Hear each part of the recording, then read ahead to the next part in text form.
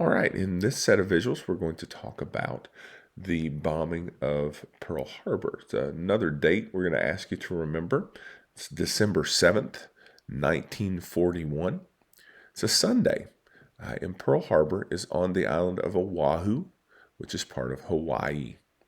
It was the home of the Pacific Fleet, and so a lot of the battleships that the United States is going to have at its disposal are parked in the shallow waters of Pearl Harbor. They're parked there to keep them, believe it or not, from danger.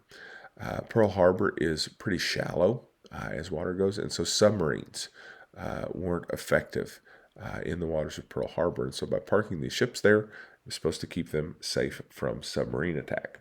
Now, if you have seen or are going to see the battle scene from Pearl Harbor, which I'll put on the playlist for you, the World War II playlist for you, you'll know that there are no aircraft carriers at Pearl Harbor, which is actually one of the reasons this doesn't work out as well as the Japanese thought it was going to work out. What they didn't realize, and probably what we didn't realize either, was that aircraft carriers were much more important in naval battles in World War II than traditional battleships would have been. This is one of the battleships, though, that sunk. It's the USS Arizona. The USS Arizona is today still the memorial to this battle there at Pearl Harbor. It sinks very quickly because a bomb that's supposed to detonate on its deck actually goes down through several of its decks before it explodes. It explodes in the munitions room, which causes the ship and the 1,100 sailors that were on board to be trapped. A lot of those guys will drown as the USS Arizona sinks to the bottom of Pearl Harbor. The technology didn't exist to get them out, and by the time the war was over with, it was decided that they would remain there as part of a memorial to all the lives that are lost. One of the things you see quite a bit is a comparison with this in the 9/11 attacks. In the 9/11 attacks, there were about 3,000 people that were killed. Obviously, it was a sneak attack. And you've got similar numbers that happened with Pearl Harbor. Japan snuck close to Hawaii using their aircraft carriers. At the same time, they're negotiating for peace with the United States. They're extremely well prepared. Pilots that go up in the air will have pictures of the ships that they're supposed to be looking for and to hit as the battle happens. Their goal, and we talked about this when we talked about the rape of Nanking, was not to take over the United States. Their goal was to hinder or damage the United States Navy enough that Japan could solidify their control of the Pacific before the United States could build everything back. So they're hoping to buy 9 months to a year before the United States is capable of hitting back. What they don't count on, obviously, is not having those aircraft carriers there, and then how mad the United States is going to be.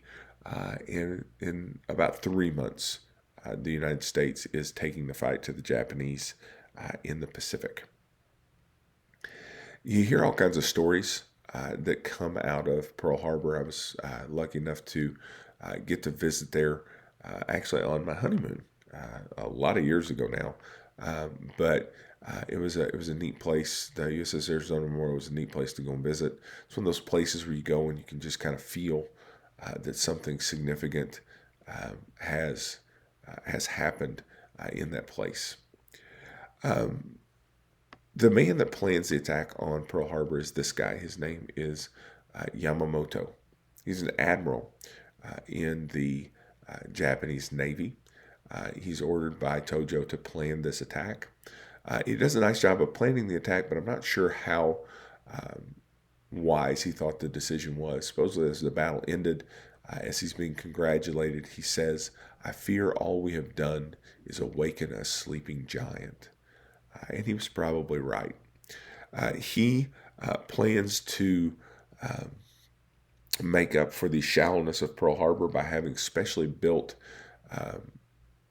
appendages put on the back of his torpedoes to make them ride higher in the water. Again, if you see that movie, you'll see them putting those things on. You'll know what's going on there. Um, and he plans this to hopefully completely, like I said, decimate the fleet. The United States is going to have to deal with this guy for the first couple years of the war. He was actually deemed important enough. We broke a Japanese code, figured out he was flying from one place to another, and at risk of giving up that we knew what the code was, we send up and we'll shoot down the plane that Admiral Yamamoto is riding in. Neat little piece of trivia. Supposedly on his left hand, he had two fingers that had been his last two fingers had been shot off during a war with the Chinese. And he loved to play poker apparently, and so they said it was really something to watch him shuffle cards with the injury that he had. But he's one of the best Japanese officers of the time. Of course, after the Japanese attack Pearl Harbor, the president will ask Congress to declare war on Japan, and they do. And then the president will sign Executive Order 9066, which allows the U.S. government to round up people with German, Italian, or Japanese heritage who may be a threat to security and move them to internment camps. Now, internment camps weren't like concentration camps. Nobody was being killed, but you've still got American citizens who you are basically taking away their constitutional rights, right? There's no due process. These people hadn't done anything wrong. And you're saying, okay, we're going to put you here because we can't trust you. It's kind of a black spot on our nation's history. And we'll see some more of that when we look at one of these internment camps in particular, in something that we're going to see a little later in our World War II unit. But that was kind of the direct national response to the attacks on Pearl Harbor. Most of the people who were rounded up were Japanese, just because it was easier to tell who has Japanese heritage. A lot of them lived on the West Coast, so you see a lot of these internment camps that will show up in that particular place.